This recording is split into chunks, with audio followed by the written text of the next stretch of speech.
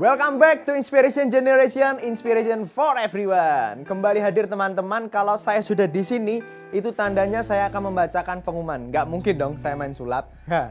Jadi seperti biasa, kalau teman-teman baru pertama kali hadir atau pertama kali mengikuti ibadah online kita, atau baru pertama kali mengenal Inspiration Generation itu apa, teman-teman bisa dengan sukarela mendaftarkan diri Anda melalui WhatsApp kita di nomor 085866949372 dengan cara ketik nama, spasi tempat tanggal lahir, dan kirim ke nomor yang tadi. Nah, itu cara untuk teman-teman di follow up. Jadi segera daftarkan diri Anda.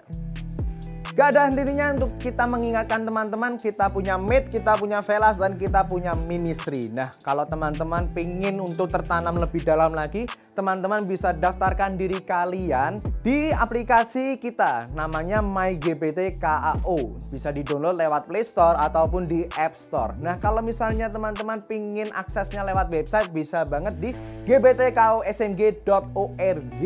Mantap gak tuh?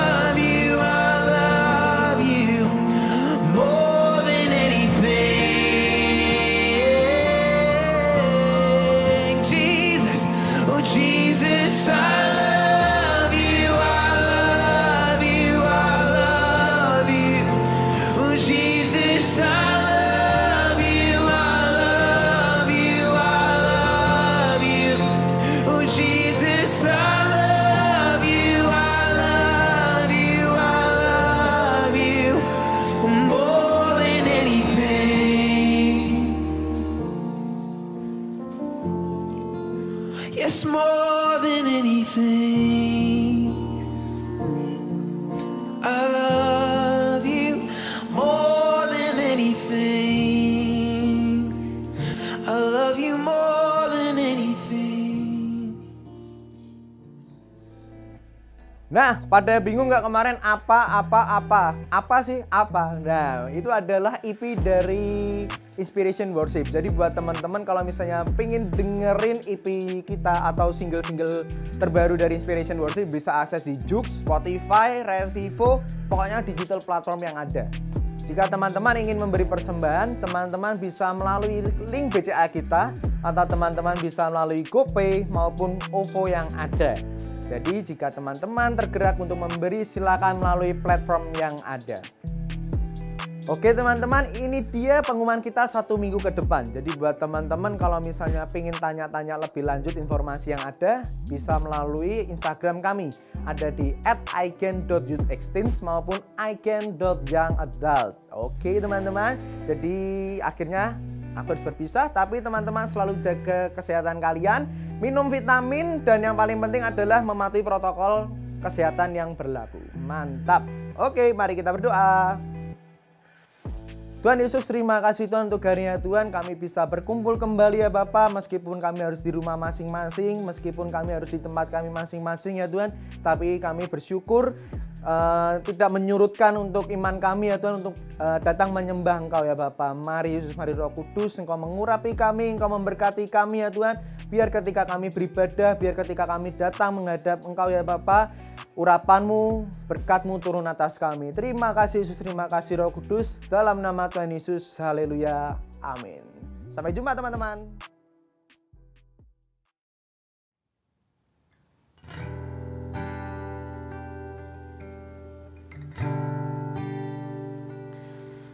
Terima kasih Yesus, terima kasih Yesus.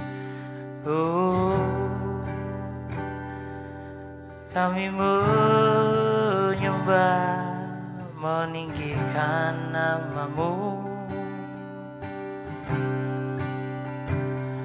Haleluya, haleluya. Kau Allah yang besar. Kami bersyukur, kami bersyukur menyembah-Mu Yesus. Buat kebaikan-Mu, kasih karunia-Mu, buat hidup kami Tuhan. Kami bersyukur buat kebaikan-Mu di hidup kami Tuhan. Izinkan kami memberi pujian dan hormat bagi-Mu.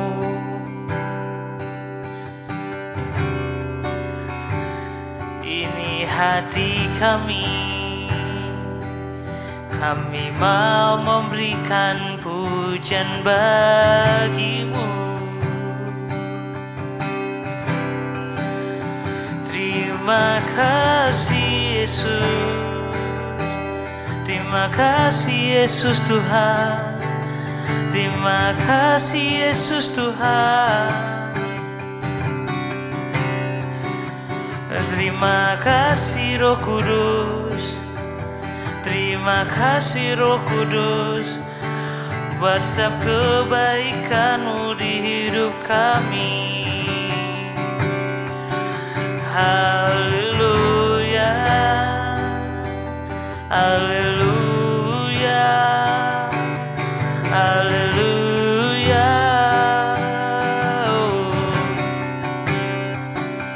Engkau baik Tuhan, Engkau baik Bapa, kuasa-Mu tiada terbatas bagi kami. Mujizat-Mu nyata bagi kami Tuhan. Syukur segala hormat dan kemuliaan hanya bagi-Mu. Oh, haleluya, haleluya.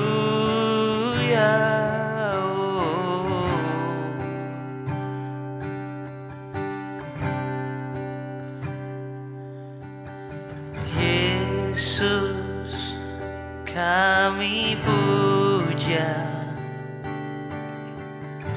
kami sembah sebagai Raja. Berdiri di tengah kami, ditinggikan dan dipuji. Yesus kami puja, kami sembah sebagai Raja. Berdiri di tengah kami, ditinggikan dan dipuji. Sembah dan puji penuhi tata-Mu, sembah dan puji penuhi tata-Mu,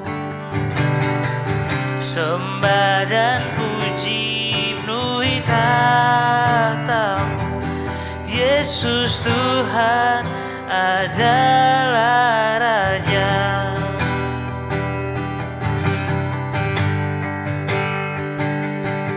Terima kasih Yesus Tuhan.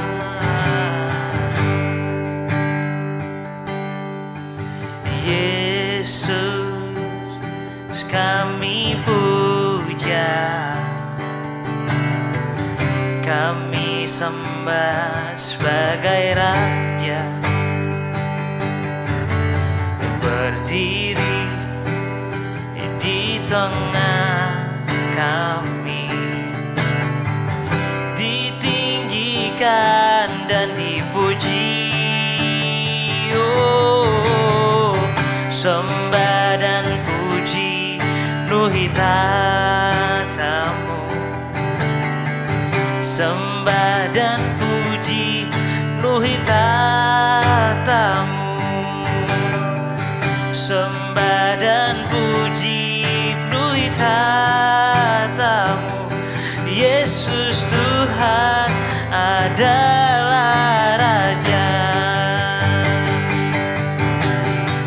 sembah dan puji penuhi tatamu, sembah dan puji penuhi tatamu, sembah dan puji penuhi tatamu. Yesus Tuhan adalah Raja, sembah dan puji penuhi tatamu, sembah dan puji penuhi tatamu, sembah dan puji penuhi tatamu. Yesus Tuhan adalah Raja, Yesus Tuhan adalah Raja kami. Yesus Tuhan adalah Raja. Mari kita sembah Dia, kita mau tinggikan namanya. Allah yang hidup, Allah yang besar di hidup kami. Haleluya, haleluya.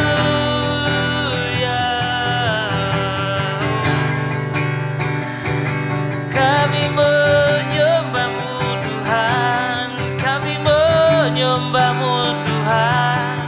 Haleluya.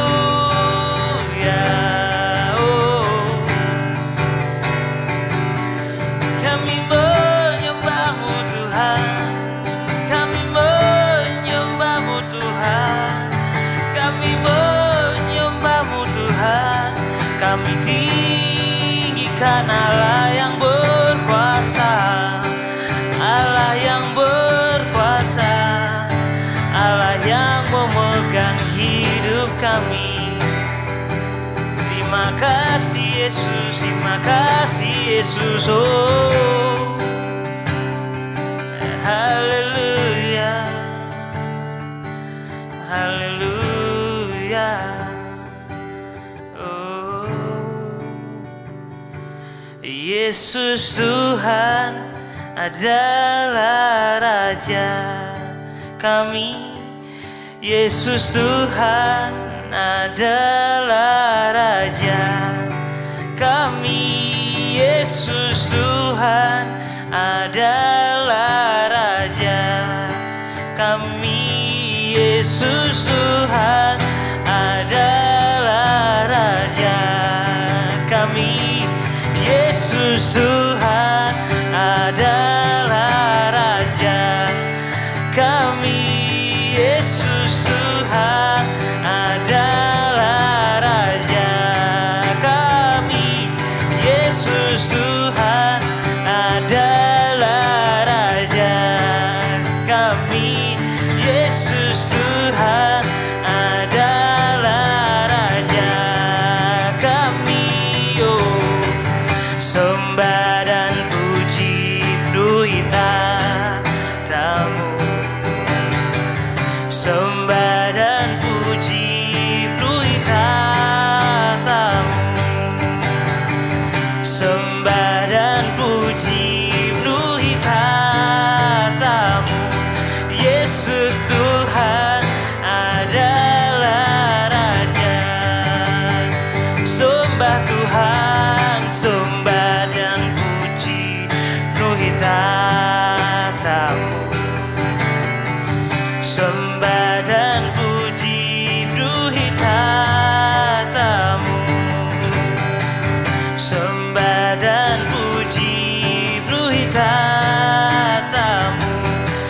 Yesus Tuhan adalah Raja kami.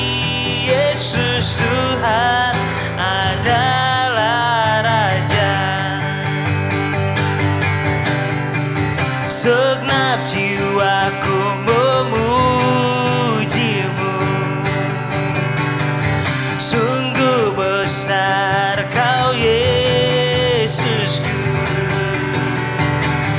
Segenap hatiku menyembahmu, Kau besar, Kau besar.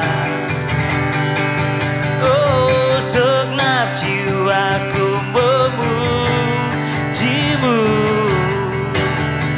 sungguh besar Kau Yesusku.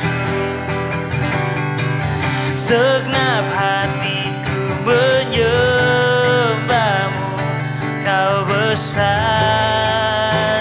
Kau besar, Kau besar, Kau besar.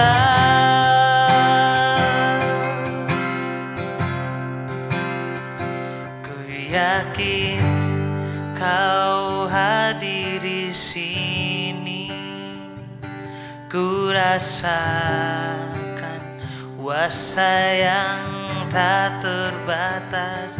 Ku yakin Kau nyata di sini, kemenangan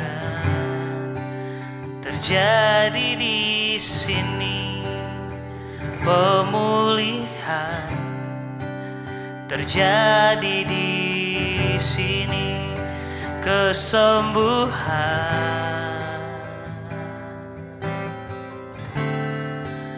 terjadi di sini.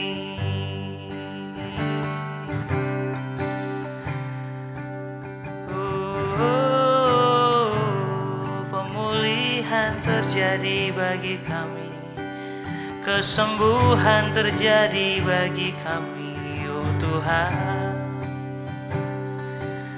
Terima kasih Yesus Tuhan, terima kasih Yesus Tuhan.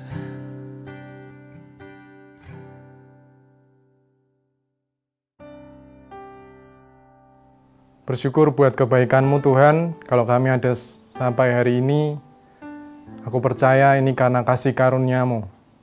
Kalau sebentar kami akan mendengarkan sedikit dari firman-Mu Tuhan, kiranya Engkau yang urapi lidah hamba-Mu ini, Engkau yang juga berkati, Engkau yang urapi juga setiap kami yang mendengarkan, kiranya pesan yang disampaikan, bibit firman yang disampaikan dapat berbuah dan jadi berkat buat setiap kami Tuhan.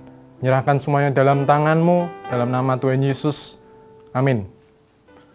Halo generasi inspirasi, wah senang sekali bisa menyapa kembali walaupun kita tidak ketemu secara langsung ya.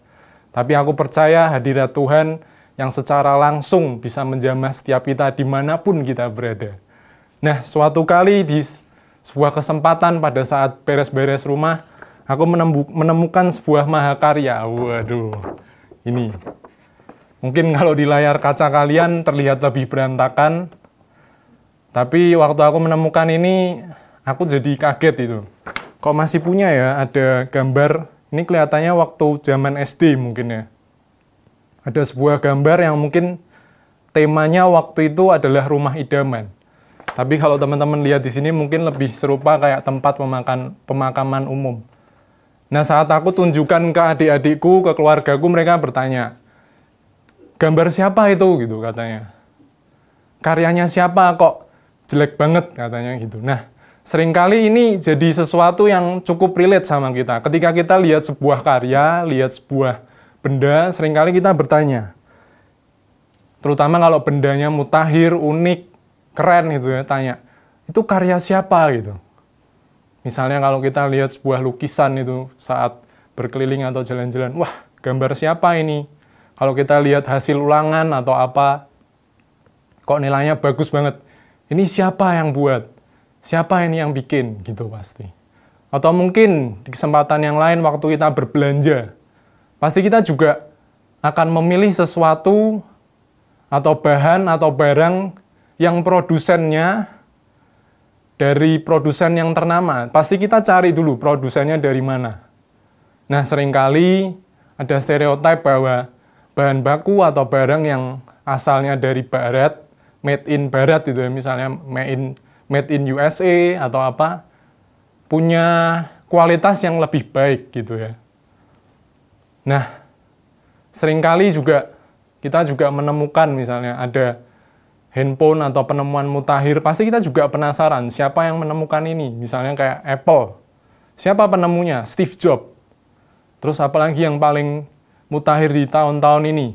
Ada Tesla, mobil elektrik yang terkenal. Siapa penemunya? Ada Elon Musk. Nah, tapi untuk yang satu ini, apakah kalian pernah bertanya-tanya, ini penciptanya siapa? Coba kita sama-sama lihat video yang berikut ini. Di sekolah, mungkin kita pernah diajarin tentang tata surya. Tapi yang nggak pernah diajarin di sekolah adalah seberapa besar sebenarnya alam semesta itu sendiri. Coba lihat bulan. Digambarinnya deket. Padahal dia tuh aslinya sejauh ini. Jaraknya itu bisa muat kurang lebih sampai 30 bumi kalau dijejer. Dan itu baru bulan. Gimana yang jauh-jauh kayak planet lain atau galaksi lain? Makanya, siap-siap. Kita bakalan mulai perjalanan mengungkap seberapa besar alam semesta ini.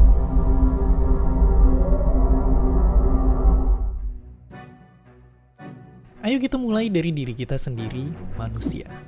Dibandingkan dengan bumi, manusia itu kecil banget. Andaikan manusia itu sekecil semut, bumi itu panjangnya lebih dari 127.000 lapangan sepak bola kalau dijejer. Ya, bumi itu gede banget.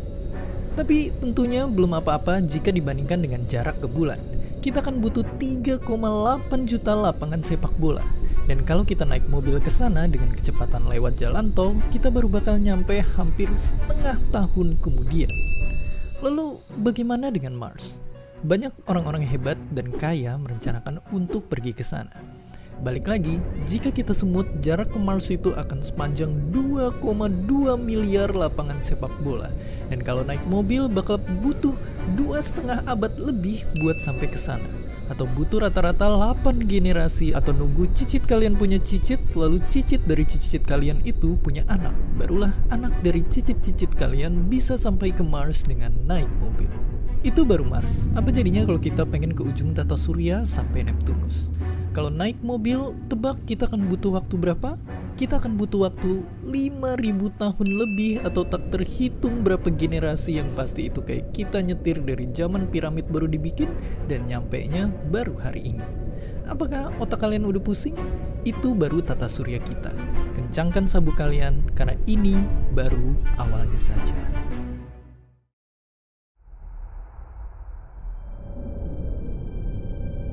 Menembus keluar dari tata surya kita, yang mengejutkan adalah kita akan bertemu dengan pesawat antariksa Voyager, objek manusia paling jauh yang saat ini ada di luar angkasa. Voyager baru bisa dicapai 23.000 tahun dengan mobil, dan Voyager melaju begitu cepat, yaitu 61.500 km per jam, atau kecepatannya Voyager itu 192 kali lebih cepat dari mobil Ferrari. Dari sudut pandang Voyager, matahari udah terlihat cuma kayak setitik bintang di angkasa. Tapi meskipun setitik, kekuatan matahari masih bisa menarik jutaan komet dan benda langit lainnya untuk membentuk wilayah yang dinamakan Earth Cloud. Dengan kecepatan Voyager yang gila, sejarahnya dia berhasil keluar dari tata surya kita dalam waktu 35 tahun. Tapi untuk Voyager bisa keluar dari Earth Cloud ini, dia butuh waktu sekitar 30.000 tahun. Namun, Earth Cloud ternyata hanyalah satu bagian dari wilayah yang bernama Local Interstellar Cloud. Di sini kita udah nggak masuk akal pakai satuan kilometer karena udah gila banget. Kita akan pakai pengukuran jarak yang nama kerennya adalah tahun cahaya. Buat bisa bayangin tahun cahaya itu kayak gimana, sekarang bayangin kayak gini. Kita sering banget banding-bandingin mobil tercepat di dunia. Mungkin nggak ada habisnya. Tapi pernah nggak kalian bayangin apa yang sebenarnya paling cepat di dunia ini? Kalau kalian kenal Albert Einstein, dia yang nemuin bahwa di dunia ini objek yang paling cepat itu sama sekali bukan mobil Ferrari, tapi sesuatu hal yang dekat dengan kita, cahaya. nggak ada yang lebih cepat lagi dari cahaya. Tentu kita sudah familiar dengan cuplikan video yang tadi ya. Sebuah ciptaan yang begitu mutakhir, begitu dahsyat, begitu besar, sampai tidak bisa dijangkau oleh manusia pun. Nah, tapi bukan soal kebesarannya saja. Ada keteraturan di sana. Ada rotasi bumi yang berputar selama 24 jam kurang lebih. Ada revolusi bumi yang berputar selama 365 hari. Ada gravitasi yang membuat bumi tidak tertarik sampai atau jatuh ke matahari. Dan jarak antara bumi dengan matahari begitu presisi. Karena apa? Kalau nggak presisi, misalnya terlalu dekat, matahari bisa membakar bumi. Kalau terlalu jauh, bumi bisa menjadi beku. Bahkan juga ada lintasan atau yang kita sebut orbit, yang membuat planet-planet atau isi alam semesta ini tidak bertabrakan. Jadi perputarannya bisa begitu teratur, sehingga satu sama lain tidak bertabrakan. Pernahkah kita bertanya, siapakah penciptanya? Nah, buat sebagian dari kita tentu mudah menjawabnya. Kita semua pasti tahu, siapa penciptanya? Yaitu Allah. Karena kita mungkin sudah banyak mendengar kisahnya di Alkitab, atau mungkin mendengarkan di khotbah para pendeta atau rohaniwan. Buat setiap kita yang juga sudah cukup lama di sekolah minggu juga pasti tahu. Nah, tapi ada sebagian lain yang bertanya-tanya atau bahkan nggak mengerti, atau dalam kondisi yang bingung, atau mungkin sama sekali nggak percaya dengan pribadi Allah itu sendiri. Buat setiap kita yang mungkin waktu itu pernah di sekolah belajar tentang teori Big Bang, teori evolusi kosmologis, teori tentang evolusi biologis, teori tentang dan hukum-hukum fisika yang lainnya. Nah, sebenarnya aku mengumpulkan ada 3 argumen yang cukup populer, di mana penciptaan ini atau alam semesta ini muncul dari mana. Yang pertama, alam semesta muncul dari ketiadaan atau nothingness. Yang kedua, alam semesta muncul dari realitas atau keberadaan yang tidak berpribadi, impersonal. Contohnya misalnya seperti materi, energi, hukum gravitasi, dan hukum-hukum fisika yang lainnya. Dan yang ketiga, keberadaan alam semesta ini tercipta karena ada pribadi, personal, yang memiliki pikiran, kehendak, dan perasaan tentunya. Atau bisa kita sebut Allah itu sendiri. Nah, mari kita jabarkan satu persatu. Manakah yang paling masuk akal? Yang pertama, alam semesta terjadi dari ketiadaan atau nothingness. Bahkan ada seorang ilmuwan yang cukup populer yang mengatakan bahwa alam semesta tercipta karena dirinya sendiri. Tercipta karena proses yang alami, terus tiba-tiba ada, celing gitu. Apakah itu masuk akal? Sebenarnya nggak masuk akal. Karena apa? Ketiadaan tidak bisa menghasilkan keberadaan. Jadi keberadaan tidak mungkin muncul dari ketiadaan itu sendiri. Out of nothing, nothing comes. Tidak mungkin nothing bisa jadi something. Nggak mungkin nothing can create something. Ketiadaan ya ketiadaan. Tidak mungkin muncul peradaban di sana. Tidak mungkin muncul keberadaan di sana. Jelas, berarti kita tidak bisa mempercayai hal itu jadi sesuatu yang bisa menciptakan alam semesta dengan segala isinya. Yang kedua, alam semesta ada karena ada karena keberadaan yang tidak punya pribadi atau impersonal. Apakah ini cukup masuk akal? Coba kita bedah sedikit ya. Kalau misalnya benar alam semesta ini ada karena sesuatu yang tidak berpribadi atau impersonal itu sendiri, nggak mungkin alam semesta dengan segala isinya ada hewan, tumbuhan, dan manusia. Tentunya kita ini adalah manusia dan setiap kita yang sama-sama mungkin nonton ini punya properti yang namanya apa? Pikiran, kehendak, dan perasaan. Nah, ketiga hal ini nggak mungkin muncul dari keadaan atau realitas yang tidak berpribadi. Seperti tadi, energi, materi, hukum gravitasi, dan hukum-hukum fisika lainnya. Nggak mungkin hukum fisika bisa menciptakan manusia yang punya perasaan, punya kehendak, punya pikiran itu sendiri. Dan yang tentunya yang ketiga, argumen yang berkata bahwa segala sesuatunya, alam semesta dengan segala isinya, dan salah satunya adalah kita manusia, ada karena ada realitas yang berpribadi.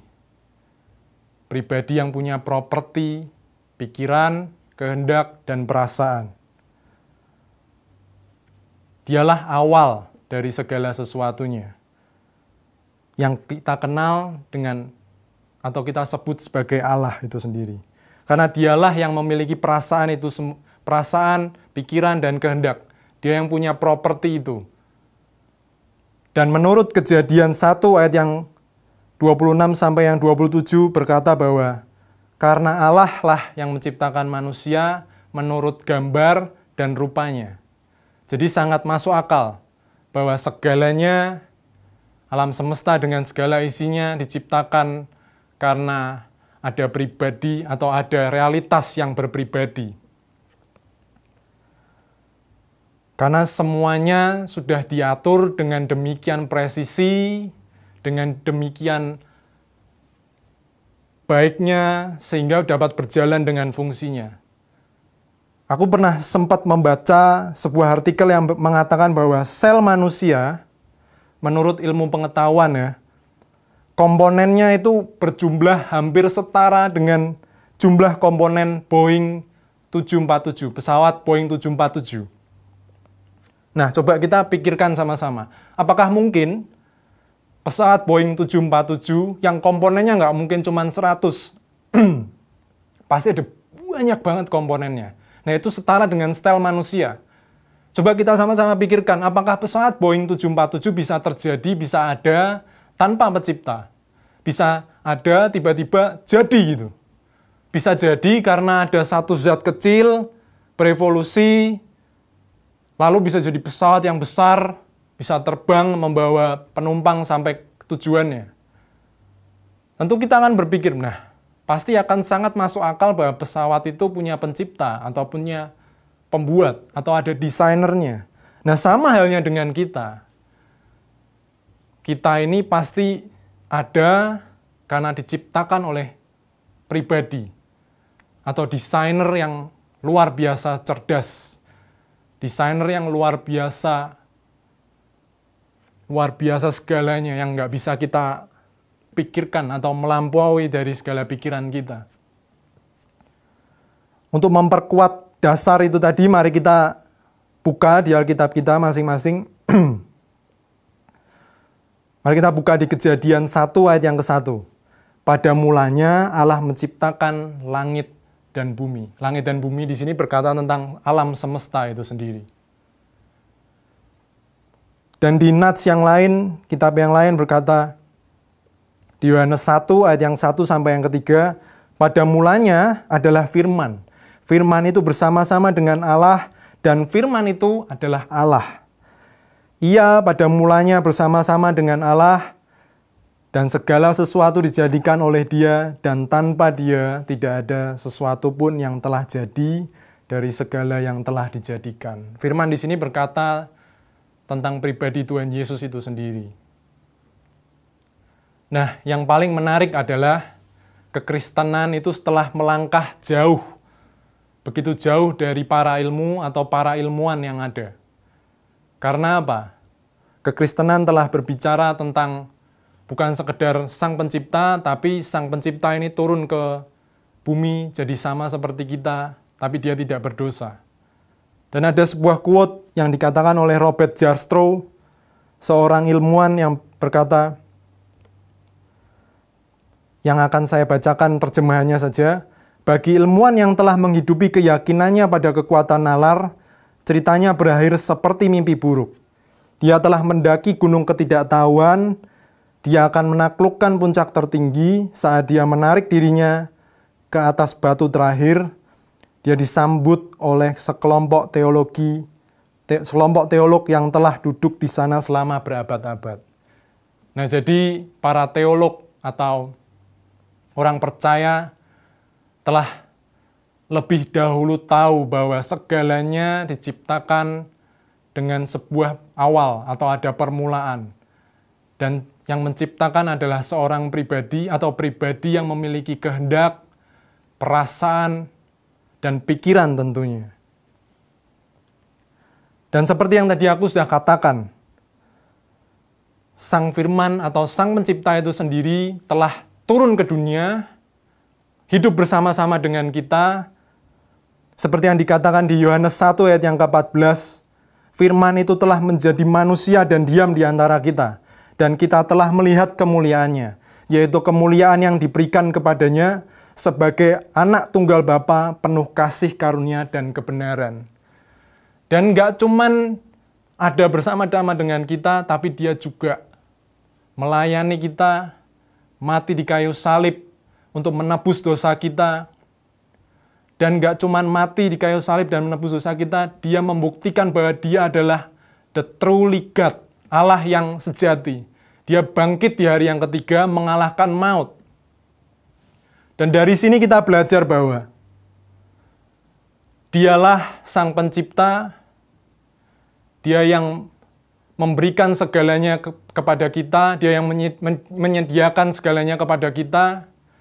Dan gak cuman itu, Dia ada bersama-sama dengan kita. Dahulu, sekarang, sampai selama-lamanya. Aku tahu sekarang ini kita ada di masa-masa yang cukup sulit, di mana kita harus kembali nggak bisa bertemu atau beribadah secara normal. Tapi ingat, bahwa Dia selalu ada bersama-sama dengan kita. Dia yang menebus dosa kita. Dia yang memberikan kehidupan dan menjadikan kehidupan yang kekal untuk setiap kita. Nah, buat teman-teman atau siapapun yang menonton pada hari ini, kalau mungkin belum mengenal siapa pribadi itu, aku mengajak kalian untuk sama-sama mencari tahu. Ada banyak sumbernya dari Alkitab. Bisa tanya ke teman kalian yang percaya.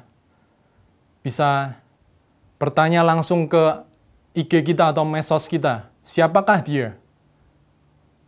Dan aku percaya, seperti yang dikatakan di Roma 8 ayat 28, segala sesuatunya terjadi untuk mendatangkan buat setiap kita yang percaya.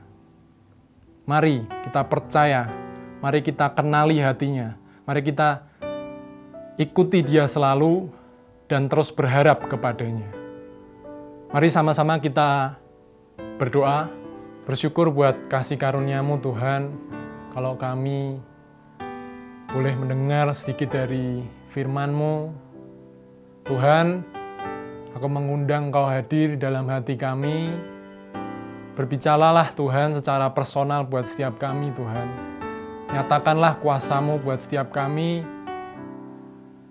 Kami belajar untuk percaya hanya kepada-Mu. Engkaulah Allah, Engkaulah Raja di atas segala raja, Engkaulah sumber dari segalanya. Engkaulah pribadi penolong, Engkaulah pribadi yang satu-satunya dapat kami andalkan Tuhan. Berdoa buat teman-teman yang mungkin sekarang dalam masa-masa yang sukar, kiranya kasih yang sama, urapan yang sama, hadirat yang sama, beserta dengan teman-teman kami ini, kiranya kasih-Mu yang terus beserta dengan mereka Tuhan. Dan mari kita tadahkan dua tangan kita. Tuhan memberkati engkau dan melindungi engkau. Tuhan menyinari engkau dengan wajah-Nya dan memberi engkau kasih karunia. Tuhan menghadapkan wajah-Nya kepadamu dan memberi engkau damai sejahtera. Mulai pada hari ini sampai selama-lamanya. Tuhan Yesus memberkati kita. Amin.